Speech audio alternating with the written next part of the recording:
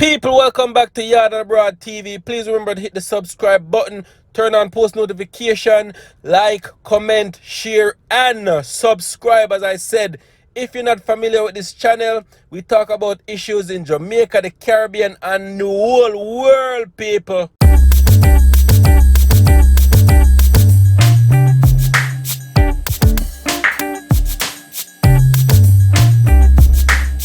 So yo people, welcome back to my channel right now, people.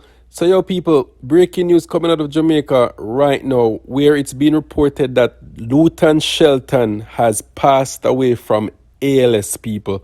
Yeah, everybody know Luton Shelton, former national striker and once Jamaica's most prolific goal scorer and record holder in amount of goals that he has scored, people.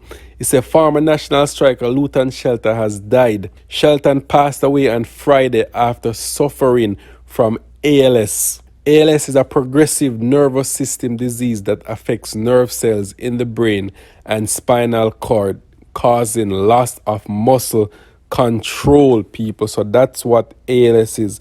So as me say, he made 75 appearances for the Reggae Boys between 2004 and 2013 and scored 35 goals in the process. That goal count stands today as a record for national men's football. Shelton is survived by wife Babette and his 3 children. He was 35 years old, people. So as me say, very, very sad news, people, because I remember at one point they had some concert and they had some GoFundMe just trying to raise some money so they can help Luton Shelton with the condition he had, people. But unfortunately and sadly, he has passed away. It was just reported not too long ago, people. So once I get more information, I will give you guys an update on it, people. All right. So my condolences goes out to the Shelton family. Janu.